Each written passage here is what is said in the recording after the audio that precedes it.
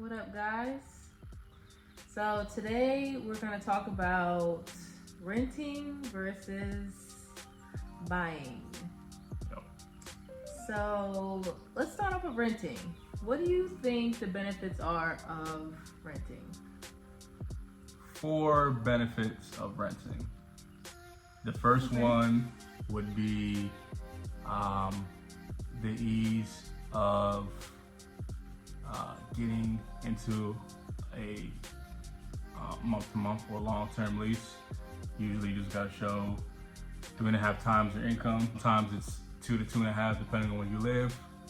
The second thing is usually you can move in pretty much right away if the unit or house is available. Outside, compared to like construction or waiting for someone to move or sell in their house, it's usually more available.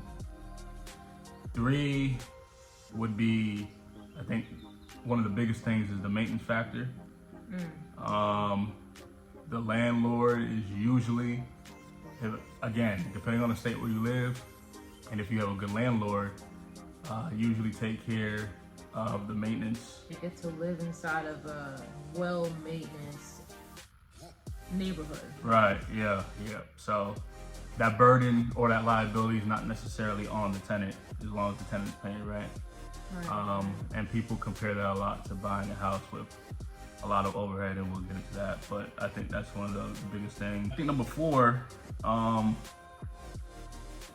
my opinion, would be it's easier to move on from that lease or that location. Yeah. I definitely agree with everything you're saying. I think that definitely for most people, it is the ease of being able to say, hey, I'm done. I need to go. And all I gotta do is just contact this person, the landlord, and say, it's over. I'm giving you this notice, 60 days, I'm out. And you don't have to worry about the selling and all that, that you would if you wanted to buy. You just gotta show that you have 2 times, 3 times, whatever they're asking for amount of the rent, and then you're good. Whereas we're gonna get into the house, that is not the case. It is a lot harder to get into a house, and why don't we just roll into that right now? What could be the pros of buying? Okay. The first pro of buying is it's usually long-term cheaper. So obviously acquiring a house, or if you're buying, a lot of people can buy townhomes, condos as well, right? So acquiring a property, whether it's cashed or financed, is usually long-term beneficial in reference to cost. Yes, there's interest on the payment. Yes, there's certain maintenance fees. There's obviously utilities. And if you have an HOA CDD, you're paying that too as part of your monthly payment, or at least yearly payment. And then obviously, one of the biggest things is insurance and property taxes. Yes, there's all that. You have the opportunity to pay it all off after 30 years. So if a person who starts renting at 25, their own spot, and people don't retire till about 65, and they never want to buy. Well, they've been renting for 40 years. Whereas it's the same person who could buy at 25 or even 10 years later at 35 would pay off their house without paying extra down on the principal. From 35 to 65, they'll pay off their mortgage. Whereas the person who's renting for that same amount of time would still have to pay rent because they don't own their property. They're not paying down on a loan like a car payment. People get car payments and they pay it off after anywhere from 4 to 6 plus years, but they get to the point where they zero out their balance and they own it for the most part outside of, state taxes like insurance taxes, and house tax or land tax. So the biggest thing is cost. The second thing would be wealth building. So there's equity when you buy a house. Usually in the beginning or the first year, equity is already building in your house because you come down with a down payment. So you're already putting 3, 5, 10. Some people do 25% down on a home. And obviously that's different with rent. Rent, yes, some landlords who are usually greedy. And they want 3, 4, 5 times the rent moving in. Right. Is more costly up front with the down payment, with closing costs, with starting your utilities. Right. But the long game, it tends to be cheaper. One, because you're stable. Usually people would buy 1 or 2 homes in their lifetime if they're able to buy, if they want to buy. There is some sort of return on investment with owning a home, especially if you're trying to get a second home. So that wealth building is there. You own your property to the point where you can take out a loan against your house, whether it's a refinance or a HELOC. You obviously can sell your house for net proceeds. And you can rent out your house long term. You could There's a lot of things that you can do. Yeah, you with can Airbnb it. it. So Right. So there's a lot of. See that would be the biggest pro. Yeah, I think so. Definitely. I said 2, right? Those 2 of them. Yeah, those 2. Third one would be curb appeal. Like, I was just about to say bragging rights. could be, yeah, it could be. Maybe that ties with curb appeal. Like, you could decorate and do stuff to your house a little. You have a little bit more flexibility. It depends on where you live and if you have HOA. And depends on the landlord. Right. And yes, and the landlord sometimes can be flexible too with what you do, but you usually can do a little bit more with your house. Yes.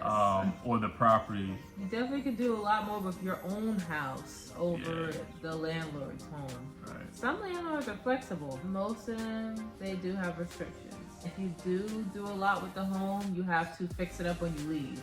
Right. Say you put a whole bunch of holes in the wall, but you gotta fix that when you go. Right. Or they're gonna keep your and if you don't, deposit. Keep your security deposit. A lot of times, whether or not you fix the place, they'll keep your security deposit. So you're really losing money, all in all, from when you sign the first lease to when you're exiting. The main difference, and yes, owning can be more expensive, but up front, but it could even be more expensive like year to year, depending on where you live and how big the place is and the taxes in that area, right? But all in all, like, it's an investment. You're not investing when you rent. A house is, at the end of the day, is an investment. It's crazy because the thing is, both of them will increase. Your rent is going to increase, and there's a chance that your mortgage is going to increase. But one of them you own and you can profit off of later if you want to, and the other one you don't. So you can never profit from it. You're just always giving to it. Right. So that always, and it's probably kind of biased for me because I grew up in a household where we bought. My parents bought their first house when I was 1 year old, and I've lived there until I was 18. And then they came down to North Carolina and they bought again. They went down to South Carolina and they bought again. And then they came to Florida and they bought again. The only time they were renting was when they were waiting for the closing to happen, the transition. Yeah. So that's the type of household I grew up in. So it was always implanted in me that it is better to buy. But in my young years, I did rent when I was going to school. I rented, and I found that, yes, it's way easier to get in. So in your young years, that's great. You want to get in somewhere quick, and you want to be able to leave quick whenever you want to. But I just found the older that I got, the more beneficial it would be if we went ahead and bought. Just because you buy, and you raise kids in a house that is yours. And then if you want to, you can say, hey, I just want to sell this house, and if the market's good, you can sell it and make, I'm gonna say 2 times. You can make 2 times the amount that you bought that house for in the beginning. So, awesome. Yeah, it's just, but if you say, hey, I just want to leave and move somewhere else to rent, you gotta put 2 times or 3 times the rent down, and you don't have no money coming from that rental property. They're not gonna give you nothing, but if you sell that house, you have money to put down to a new house or whatever you want to do. Obviously, we're highlighting more of the positives of buying. Let's get into the negatives of what owning a home can bring. If you are in a down market, like right now we're in a pre-recession supposedly. So if you're in a down market, you can potentially lose appreciation, or build up equity in your home. Whether you're trying to sell it or get it appraised to potentially refinance or do some more work on your home for taking out the equity in your home, you can lose it. It's kind of like the stock market in a way. Wall Street, has knocked down the value of a stock, that takes away from your portfolio that month. But that's what investment is. I solely treat buying a property as an investment. It does, as far as month to month goes or year to year, you have property taxes and insurance increasing. Property taxes would increase if your house or the market value in your home increases, which is good, but you're going to be paying more the next year with your property taxes. And or if inflation happens generally in the economy, then property taxes would rise, whether your market value of your home, whatever it is, rising. So that would be extra cost you're paying, whether it's escrowed or at the end of the year. And people usually tend to under budget with preparing to pay for taxes, especially if it's not escrowed. So, it can add up in cost. I still don't think as much as rent would over time. It's weighing it out. Insurance can increase because a natural disaster happens. Especially here. Yeah, especially in Florida. I would assume in places like the Midwest too, where they have like kind of tornado alley and stuff like that. Yeah. Those premiums would increase. If you're coming into looking to buy a home just because you don't want to rent, maybe look at it a different way. Look at it as investing in the future. You can't say that, oh, my payments are going to be the same every month. You can't go into buying a home and saying that. Please, we see too many videos of people coming in saying, oh, I'm going to buy a house and thinking it's going to be like I'm renting. It's not. Yeah, it's not. Third negative is obviously compared to renting. In most cases, you're taking on more responsibility with the maintenance, right? On the opposite side. So that's that part. Right. That's your landscaping. The AC or the washing machine, the dryer, all those appliances, if they go out, that's on you. Right. You're going to have to fix that. Right. And hopefully you have some type of warranty on those appliances so you can get some help. But if you don't, nope, that's all on you. And we hear stories where there's some landlords that don't help people when they move in, but they're supposed to. Yeah, they're supposed to. They're one-offs, there's going to be one-offs on both sides. You're going to have landlords who expect you to handle your maintenance, and then you're going to have on the other side homeowners who ran into luck and don't have problem with maintenance. They didn't have to come out of their pocket because something big happened. A lot of people tend to buy an older home because everything's more settled. Taxes would be better assessed. Like people looking at that, insurance will be lower. Insurance is usually higher in a new construction home. People will buy older homes. They can add to it, and it's usually cheaper for the most part. It's So supposed to be cheaper, but yeah, then they find out that, oh, there's mold in the walls yeah, or something like that. I know that's extreme, but it's it's an older home, so it's been through a lot. So they gotta rip up the floors because the pets have been going in the previous owner on the rugs. So it's just stuff like that. I don't know. There's good reason to rent. Like, we're not saying don't rent. There's good reason to rent. Like, if you're a single person who has no kids, let's say that because people rent with kids. So if you're a person who wants to be able to just get rid of something as far as the home that you're in and just move to another location, like if you're a person who's spontaneous like that, who just says, I gotta get up and go, renting is good for you because you can do that really quickly. yeah. Like your job will call for it. Like Yeah, if you're right. If you have a certain job where Right. you have to just leave and go, and you need to say, hey, I need to go in this state now and find a place. Renting, please.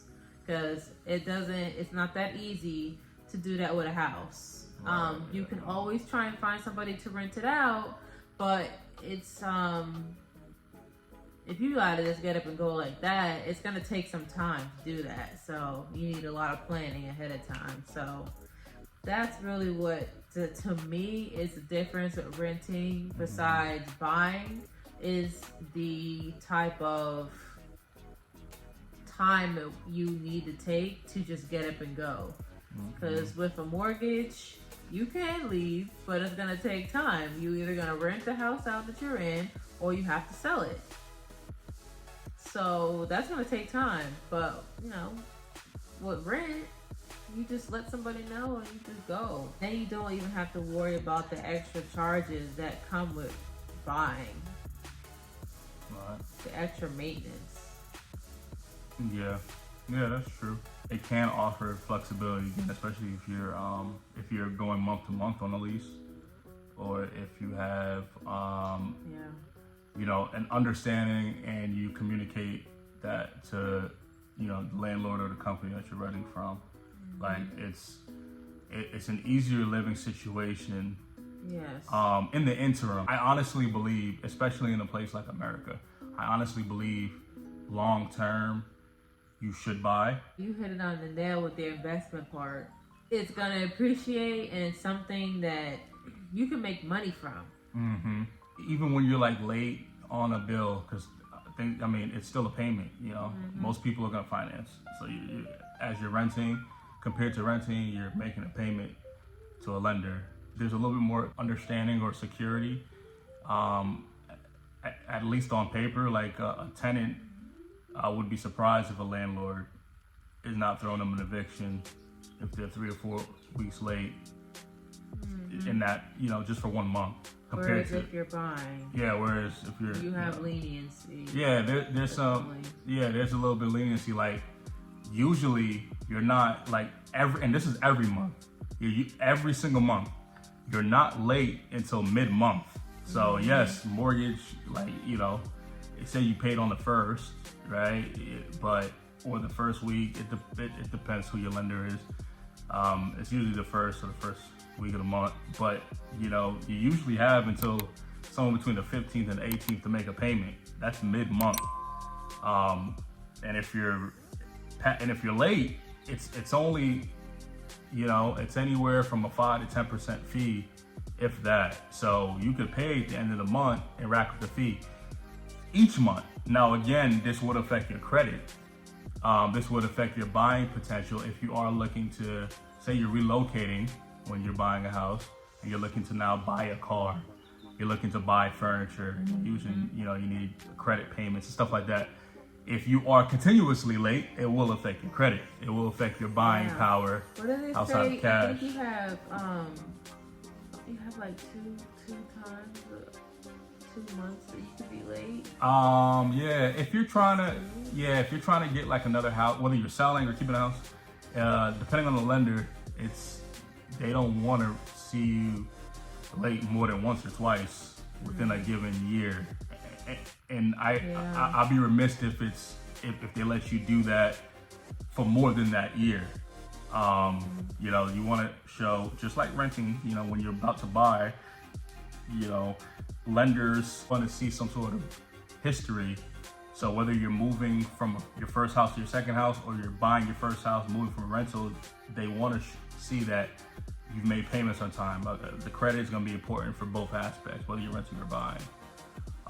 Americans just ran on credit. It's just how it is. But there, again, there's. I feel like it's more towards buying. Yeah, definitely more towards buying. It's an investment. Yeah, it's more towards buying. People, you can retire off of selling your house.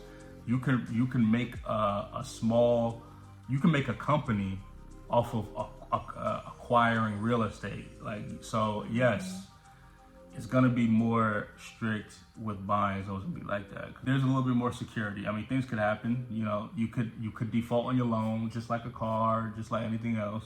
You could default, but it's all about just balancing your bills, or you know, your checkbook, you know, budgeting. With having a mortgage, I think it affects your credit even heavier, just because you have a loan, whereas renting, you'll get dinged. But a lot of people will just take that cash, and just take the extra cash, and yeah, you can move in, you know? Well, definitely the knowing what your rent is going to be month to month. Yeah, it's usually going to be the same within that year, at least, or that least time, yeah. And then the ability to be able to say, I want to leave, and then just leave. Yeah. Like, you can just, you don't even have to let the landlord know. Yeah, I mean, if you're willing to like forego, you know, if you pack up and go. Yeah, if you need to like pack up and go, you could always send them an email. Like, you don't have, it doesn't even, there's no formalities, especially nowadays. Right. I mean, if you are renting inside of an apartment complex, they say 60-day notice, and you have to pay 2 months ahead or something like that. Right. But I mean, you could look, if it, you know, it may hit your collections, right? It will, it will hit the collections, but you don't gotta pay. Yeah, I mean, you know, you get up and go. You get up and go. It now, at least. Yeah, there's no get up and go, you know, and there's a lot of people who need to move. There's a lot of people who are owning a house. Mm-hmm. They need to relocate for a job, or they want to take that job. They can't say no to that job, or there's a family emergency, and they have to now juggle 2 mortgages. Right, wait on the market to allow you to find somebody to be able to buy. Yeah, exactly. Yeah, it's definitely downsides to buying. Fortunately, we were able to go ahead and just rent the house out and buy another one, the one that we're in right now, but not everybody can do that, because it's not easy. It's hard. So we need to actually make another video about that, the experience that we had trying to buy 2 properties. You guys need to like, comment, and subscribe, and we could definitely talk about our second experience with buying a little bit more on the financial side. But as far as the rent versus buy, I look at it 2 ways, and you guys can let me know if this makes sense. I look at renting as a means. Before we moved to Florida, we rented for years. Even in Florida, like, we rented for years before we bought our first house. It's a means, right? So there's a lot of people who graduate from college, or who's in between jobs, or who is trying to save. They're staying with somebody and they're paying a little bit of pocket change because they're trying to save to buy their house. They're trying to like figure out the market. So if there's like a plan behind eventually owning your home, and it doesn't have to be your dream home, owning your first house, your starter house, as they say, then renting is cool because there's a little more flexibility. Like, you can live in the city close to your job. By renting in a specific location, in a certain location that fits you and your needs, while you're, you know, consciously thinking about your plan to buy in 5 or 10 years, you know? So a lot of people, you know, I think that's the biggest pro, especially if you can land a good landlord in a good area, where your rent can stay the same or could be under the inflation increase mark year to year. But we didn't have like a plan, like we didn't have an exact plan, and our plans are not exact, but how we were trying to buy our second house, it wasn't the same as how we were trying to buy our first house. Luckily, the market was really, really good. But yes, I mean, buying was always the angle. The end goal. It just made sense, especially in a place like Florida or the South, you know, where appreciation happens. There's a lot of tourism, you know, and we're slowly trying to get into real estate. So like, for us, it wouldn't make sense to keep renting. We just don't have a lot of flexibility with manipulating, you know, housing if we're renting our primary residence. Like if our primary residence is a rental, you know, buying it just makes more sense. Plus for us too, we you know, another quick thing is we work from home, so just being able to be a little more comfortable without having a landlord over us, especially like, you know, day to day, month to month while we work and we have the kids. Like we just didn't want that. I like the convenience to be able to do anything with the home. So if I want to say, oh, I want to, in the backyard, I want to put in a fire pit, I could do that. I want to be able to mount all my TVs on the wall. I don't gotta be worried about having to take it out and fixing those holes. And those are just some examples. Yep. You just have that flexibility that you don't have when you rent. Overall, y'all, we are definitely pro buy because we have 2 properties that we bought.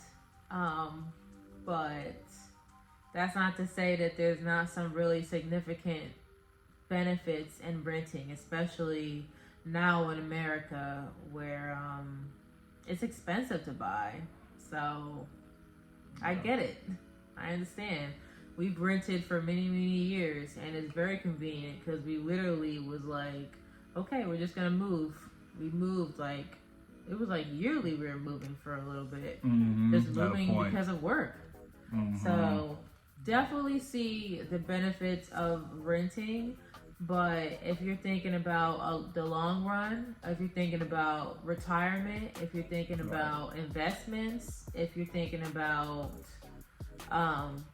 just having extra money in your pocket by just sitting down on the couch, buying would do that for you because you can put somebody into one of those properties that you bought and they're going to be paying for your mortgage and then a little bit extra. Just sitting on the couch, they're just paying you rent. So yeah, y'all, that's why we decided to take that buying route. Yeah, and it just offers more stability, especially since we have kids. Yeah. You know, if you're looking to buy, you found a stable place you want to be in for a while. Right, and that's the key. Yeah. Is knowing where you want to be. And if you don't, that's why renting is good. You take that time. Right. You know, just minimize the cost or the time range of renting because it's gonna get harder, especially in different places like the West, the Northeast, places like New York, Maine, Rhode Island, Virginia. It's hard to rent for years like that. And there's people who do it because they have to. There's people who do it because they have an okay job. But I'm like, it's just, you just have more options and see what works for them. Works for them. Because everybody's opinion or idea is not going to work for everybody. So, of course, do what works best for you. Well, thank you, y'all. Here do these talk about weekly about some type of topic or something. So tune in and see you for the next one.